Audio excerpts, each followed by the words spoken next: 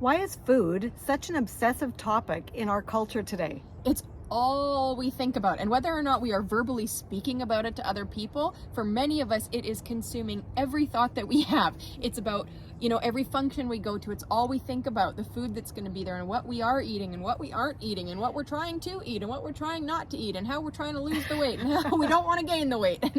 It is so obsessive, and ultimately what we want, especially as believers, is freedom with food. Yeah, I'm going to say, if you have struggling thoughts about food, like maybe you are somebody who doesn't sleep at night. The other night I was awake for a couple hours in the night, because sometimes that's what happens to me. I know that at my age, that's what happens. My mind wandered to food. What am I going to make for this? What am I going to make for that? And it's like, I think I have freedom with food. So why is my first thought turning to food? Well, I think so much of it is just cultural, right? Everything that we do in our culture seems like it revolves around food. Every party is based around food.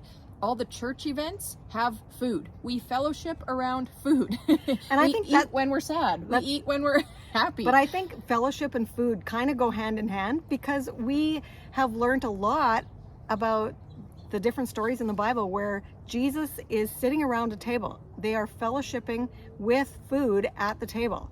Yeah, in fact, I heard a sermon preached one time about how people open up in a different way when it's around a table, when there's fellowship, when there's food, because there's a certain level of vulnerability that comes with eating together. Yeah. And so ultimately, we really want to have freedom with food so that we can let those obsessive thoughts go. Whatever your obsessive thoughts are, maybe your obsessive thoughts are like, I could never eat a dessert again in my whole life, and then every night you go and binge on dessert. Right? Or maybe your obsessive thoughts about food are like, what's everybody going to think if I eat that thing?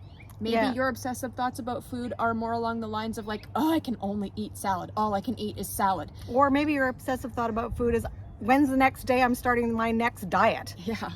Like, your obsessive thoughts about food are probably going to be a little bit different than the next person's, because our wires in our brains are all a little bit crossed around the topic of food because of fad diet culture.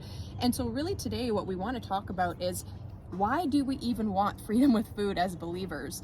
And what does it even mean? That's right. What does it even mean? So if you're just new with us, my name's Ruth. And I'm Casey. And we're a mother-daughter team. And, we love to talk about freedom with food, because after years and years of struggling with obsessive thoughts about food, we think we have found freedom with food. And so we want to share a little bit about that with you today. But the thing that we need you to know is that even though we have freedom with food, it's a daily surrender that we have to take to accept that we can have freedom with food. We don't have to be obsessed about food. We don't have to be in chains around the topic of food.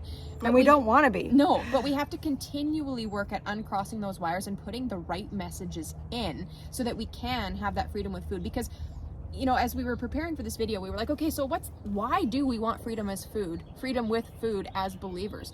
Because the alternatives aren't good. Really not good. Yeah, in fact, they're really bad and they're harmful. They actually make us feel defeated.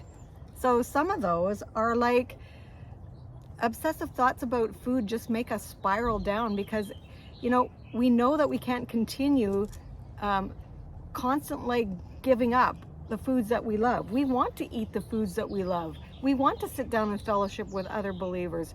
We don't want to be saying no all the time. We don't want to have that rigid lifestyle. Some of the other opposites of freedom with food are things like fear and anxiety responses around food. As we have worked with so many women and coached women with helping them to reach their target weight loss goals, we have found some women find freedom with food, and it's changed their whole entire outlook on life. And they are the ones who successfully keep the weight off. That's right. And then there's those others who they reach their target weight loss goal, but they're so obsessed still with consuming thoughts of food, that all of a sudden they feel defeated and they quit and they start gaining the weight back. And they're so controlled by fear. Yes. Around the topic of food, because they're so afraid of gaining the weight back, and then they ultimately just sabotage themselves, because we can't live like that. That's not a healthy way for us to live. We're not supposed to live in fear, right? In fact, we're told not to live in fear.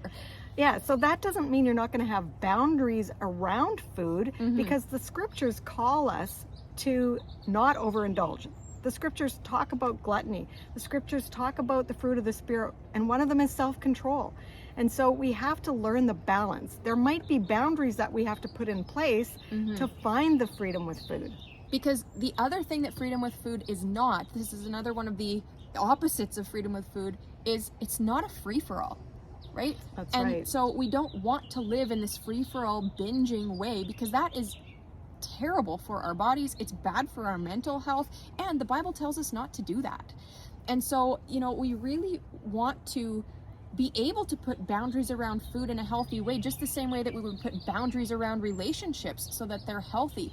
But as soon as so many people hear the word boundaries with food, they ultimately think of this rigidity, and they think of diets and all these things, but that's not what it is. In fact, if you think about the equivalent in your Christian faith, we live within the boundaries that the Bible sets for us, right? There's freedom within boundaries because you know where you can go safely. Right. You talk about a child. If you don't give a child any boundaries, well, they don't really know where to go or where they feel safe. But as soon as you have boundaries in place, they know that there's freedom and safety in those boundaries. If you put up a fence outside in your backyard, your child feels free to wander all over the backyard. But you know as well as I do that if there's no fence and there's a road where there's traffic, your child is going to get hurt. It's not a safe place to be. But as soon as the fence is up, they're safe and secure. It's no different with us in our boundaries with eating. But also saying that, you know, there's so much revolved around food and emotions. Like, we don't want to feed our emotions. We want to be able to feel our emotions. And those are some boundaries that we have to put in place. That's a totally different type of boundary. This is a complex topic, and you might be going like, yeah, it all sounds great, but how do I actually get freedom with food? And you know, the thing is, it's a process. It's a one day at a time of surrendering the journey and asking God to help you in this journey. Whether you're trying to lose weight, whether you're not trying to lose weight, it doesn't matter. We want to have freedom with food, and we have to surrender the journey. And we have to work at uncrossing all of those wires that we talked about that are mixed up in our brains from fad diet cultures. We don't want to vilify foods. We don't want to act like, because maybe you've been in a situation like this before too, where somebody else you know is maybe on a diet, and they're like, oh, I never eat sugar. I have never eaten a cookie in a whole 6 months, or la la la la, right? And they're like putting this a guilt thing on food. And we don't want to do that, right? Now, if you are trying to lose weight, yeah, that means you're going to have to put a boundary around how many cookies you're going to have. But we don't want to have this self-righteous, this vilification of food thing going on. We don't want to be so rigid where if you're invited to a party that you can't partake in the fellowship and the food. Because sometimes all there is sweets. Sometimes it's okay to say no. Sometimes it's okay to have one piece of dessert or a cookie. So that's why we don't want to vilify foods, because we don't want to live in that righteous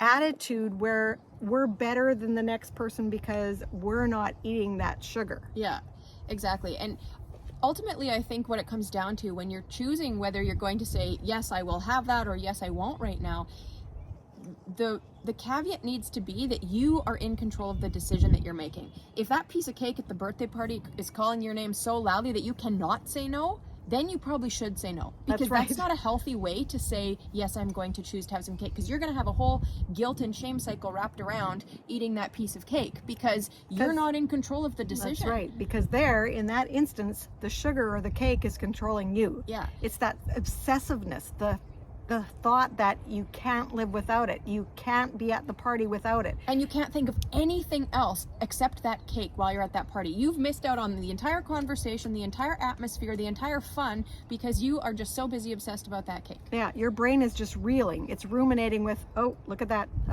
Oh, I better go now. Oh. And then maybe you have a piece and then you have to go back for seconds. And you just can't stop thinking about it until you get more of that cake shoved in your face, but you're probably feeling guilty and ashamed that you already ate it and you don't want anybody to see, so you're waiting till nobody's looking, and then you're going to go stuff it in your face in the corner. It's terrible to live like that. Yeah. Okay? And so because we know. So how do we do this? That's the first thing that because these obsessive thoughts are real. They're real in your mind. we need to claim the scripture that says we need to take our thoughts captive. Yeah. Like if we're at a party, I was at a party last night. If you are there constantly looking at that food table and obsessed about it, there is a problem. And so we need to take those thoughts captive. What does that mean? Well, maybe at that party, you need to go to the bathroom and have a talk to yourself. Maybe or pray about it. Yeah, go to the bathroom, have a quiet time with God, or even in the midst of your party, just stop for a minute and surrender and ask God to help you take those thoughts captive, because we need to surrender that. That isn't how we want to live. We don't want to be captive to those obsessive thoughts. And I think the other thing to note here is that you can't always control the first thought that comes into your head. That's right? right. You might have this first thought that's like, oh, I have to have that cake. You can't control that thought, but you can control where the thoughts go from there. You can control whether it spirals into this obsessive rumination, or you can go, no, I'm not doing that. And then go take yourself away so you can have a moment. Pray about it. We know the Bible tells us that there is always a way out of temptation. And when you are not in control of the decision, when you feel like the food is controlling you, then you need to find a way of escape, because ultimately that's not a healthy way for us to live. And we are called to do all things to the honor and glory of God. And that includes the decisions that we make about what we choose to eat. That's right. And every decision matters. But you were just talking about the way of escape. We have another video that we're going to link about temptation and how to get rid of it. Or how to escape, because there is always a way. We just have to be willing to take that way, to choose it, because sometimes we know the way, we know that there's an escape, and we choose to ignore it. We choose to, because we don't want to indulge, because the food tastes good. That's right. And I think that's the thing about sin and temptation, is that there's a lure because it tastes good or it feels good right now, right? That's how the enemy gets us. That's right. Because he knows where we're weak. He knows that we like the cake. He wants us to be ruminating in those obsessive thoughts because he knows we're stuck. Yeah. And he knows to use things that are not inherently bad to lead us into sinful behavior, right? The cake isn't inherently bad. But if he knows that that's where you're weak, then he's going to use that as a temptation to lead you into unhealthy behaviors. And ultimately, we always like to say that the Bible is like our blueprint for best living. And so the Bible is our guide to living a healthy life in our mind, body, and soul. And so we want to live within the boundaries that the Bible sets for us, because it's for our own good. Yeah, we want to find that freedom with food so that we can live freely and openly and not be obsessed with those obsessive thoughts about food. So how do we do it? Well, you know what? It's such a big topic to unpack. We actually created what we've called our Food Freedom Workshop. It's a 5-day workshop. It takes about half hour a day for 5 days. We're going to link that below for you to check out. It's a very inexpensive workshop that we would highly, highly encourage that you take. Women who have been through it have had life-changing experiences. It's not about what you're eating, it's about your relationship with food and addressing all of those mixed up wires in your brains so that you can learn how to create a healthy relationship with food, maybe for the first time in your life. Yeah, so we would really encourage you to check it out. Start to feel your feelings rather than feed your feelings. And we like to say that emotional eating is so tied to freedom with food or not freedom with food. We want to be able to let go and really find the freedom that God is calling us to, because he wants us to live a life of freedom within the boundaries that he's created for us. Yeah, and he wants you to live a life of freedom with food, not a life of obsessive thoughts and fear and anxiety around food and all of those horrible ways that you're probably living, because we've lived them too. Ultimately, we want to live at a healthy weight. You want that, we want that, and we want to do that and achieve that healthy weight by having freedom with food, not by being on restrictive diets. Because the thing that happens, like we said at the beginning, when you go on another fad diet and lose the weight, you're still going to struggle with these obsessive thoughts and not have freedom with food. And we really, truly want to learn how to enjoy food. And more than that, we want to learn to view food as fuel for our bodies, because ultimately that's what God designed it for. That means we want to enjoy it. We want to be able to fellowship around it, but we don't want it to be in an unhealthy place in our lives.